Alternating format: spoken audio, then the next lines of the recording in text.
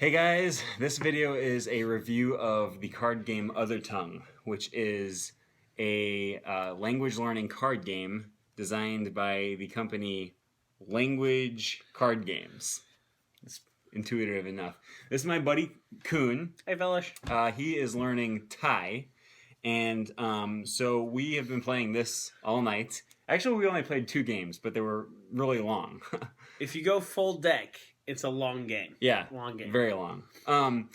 And so we're just going to talk about the game and what we thought it was like, the strengths and weaknesses. It's created by a guy named Matt. Yes. And Learning Card Games. It's Language Card Games. So you can go to languagecardgames.com to check out more about this game. Essentially, it's a game that revolves around forcing you to speak certain words in your target language. Yeah. And in this game, they call it your other tongue, not your target language. Yeah. But basically, you draw certain cards, you play certain cards, and the cost of playing them, the cost in this game is speaking words in your target language. And that's an interesting concept because in all card games, there's some kind of cost, right? Like in MTG, they have lands or mana. Oh, yeah, right? yeah. In, I don't know, in Pokemon, they have energies or something like that.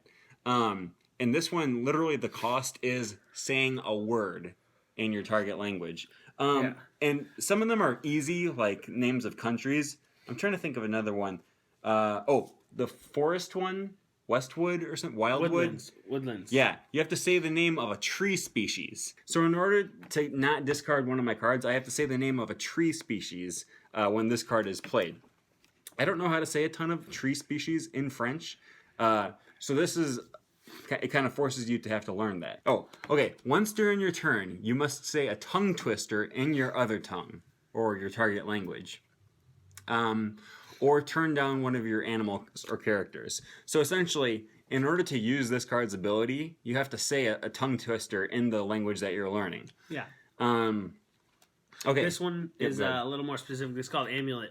So if one of your characters gets attacked or something, it says if one of your characters would be turned down, which is kind of like not killed, but disabled, like permanently disabled, I guess. Yeah, you may prevent it by saying the word for protect or one of its synonyms in your other tongue or your target language. What that means, so like some of the cards are very specific, and I don't actually know any of the words for these in Thai. I mean, I've learned them, but I don't remember them. So it helps you to realize that it helps with some of the gaps in your memory, I feel like. Right. Yeah. Other cards are fun repetitions, I guess, because this one's called Kingdom. And what you have to do is you have to name every turn to keep this card in play. It has another effect, but to keep it in play, you have to name a country in your other tongue. So you have 5 cards. It's supposed to be 5, I think. You start off with 5 cards in your hand, right? And you're sitting there reading your cards, and you're thinking like, okay, I could play this, but I have to think of the name of a certain type of fish in order to play that card. Yes. Right? So there's a lot of cards that you want to play, but you're like sitting there racking your brain trying to think of that word. That's what makes this game interesting, I think. And at any point you can get called out. Yes, because they have challenges. The point of this game is that you don't have to just play it with someone that's learning the same language as you. So Koon is learning Thai. Yeah. I'm learning French. Mm-hmm. That was the other tongue that I chose for this game, at least. And I don't speak Thai, so I don't speak French. Right. But the cool thing about this is that they have what's called challenges, where if you are not entirely sure that the other person is being honest, if they're bluffing, like they could just be saying that, yeah, the Thai word for United States is this. If I thought he was bluffing, I can challenge him, and then we go on to online dictionaries, Google Translate or something like that, and look up the answer. And if it turns out he's right, I have to discard one of my cards. If it turns out that he's bluffing, then he has to discard one of his cards. So it's like a checks and balances thing in there. And there's a few different aspects about this. Like, first of all, first thing we noticed about the game is it was hard to understand the rules. So this is definitely a game for people who are already into card games. If you know MTG or something like that, then it's going to be, it's going to be Easier. Yeah. Yeah. Because we both have played MTG, and a lot of there's just a lot of questions that we had that came up throughout the game. Like, how do you use Mirror Lake? Can you use Mirror Lake? I don't remember what our question was. For a card game in and of itself, this is not a game that people would just want to play just as a card game, right? This is not MTG or like Star Wars Destiny. Yeah. This is not Yu-Gi-Oh or any of those. Yeah. This is specifically for learning languages, and that's the value of this, I think. So if you watch the video, I think the video went through half of the deck. Yeah, a rough half of the deck right there, and it took about an hour. We had a lot of questions, like a lot of things we ran into. We weren't entirely sure how the cards work. It wasn't entirely clear in the rules. So there's 48 cards, and so there is a lot of different challenging language things that you'll notice. And so one of them you have to write in different languages. You can get so many points, but you have to write in different languages. And I said, I can say hi in a lot of languages, but I can't write it. Like, I can't write German, or I can't write French or Spanish. So, I mean, overall, I think it's cool. It's a cool card game. There is value to it. The really nice thing is that it causes you to think about very specific words that you don't normally think about. Like, I don't know how to say oak tree. I don't know how to say elm or maple, But there's cards in here that it's valuable to you if you know how to say those. And it's giving you some spaced repetition. It's gamification of language learning, which I think is... it's fun. Yeah. Better. Good. That's a good idea. I like it's a lot better than just pulling out a textbook, right? Yeah, doing homework. Nah, that's boring. I definitely recommend trying it, for sure. I always recommend, like, experimenting with different methods for language learning. I would say that if you're learning a language and you like card games, that you should definitely give it a shot. Yeah, for sure.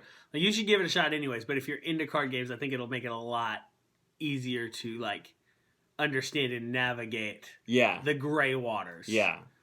If you're learning a language and you don't play other card games, it's definitely going to be hard to jump in head first. Yeah.